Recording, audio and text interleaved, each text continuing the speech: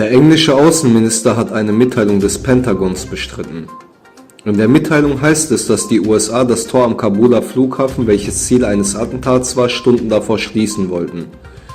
Es konnte jedoch nicht geschlossen werden aufgrund der Evakuierten, die nach England ausgeflogen werden sollten, so das Pentagon. Zwar habe China in der Vergangenheit eine Fülle von Schwierigkeiten stets überstanden. Mit dem zunehmenden Würgegriff von Präsident Xi Jinping über die Privatwirtschaft sei die Lage nun jedoch anders, schrieb der Milliardär in einer Kolumne für die Dienstausgabe der Financial Times. Investoren, die sich in die Rallye eingekauft haben, werden ein böses Erwachen erleben. Ab Montag tritt eine neue Geschwindigkeitsbegrenzung von 30 km/h auf den meisten Straßen der Hauptstadt in Kraft. Ausnahmen sind die Ringautobahn, auf der 70 km/h die Regel bleiben, sowie einige vielbefahrene Straßen wie 2 Streckenabschnitte an den Ufern der Seine oder die Avenue des Champs-Élysées. Letztere wird allerdings an einem Sonntag im Monat komplett für den Verkehr gesperrt.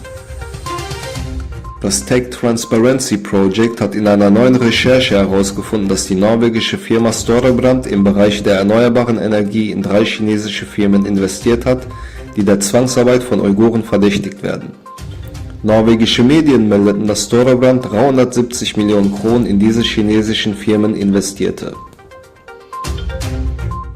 Um noch möglichst vielen Schutzbedürftigen die Ausreise zu ermöglichen, sucht der Westen laut Kanzlerin Merkel nach Wegen, mit den Taliban zu sprechen.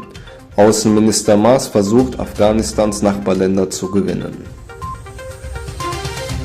Nachdem die Sowjetunion untergegangen ist, haben Kirgisistan und Usbekistan am 31. August 1991 ihre Unabhängigkeit erklärt. Die Türkei hat als erste Nation die Unabhängigkeitserklärung beider Länder akzeptiert. Die türkische Frauenvolleyballmannschaft hat bei den europäischen Meisterschaften 3:0 gegen Polen gewonnen und ist somit ins Halbfinale eingezogen.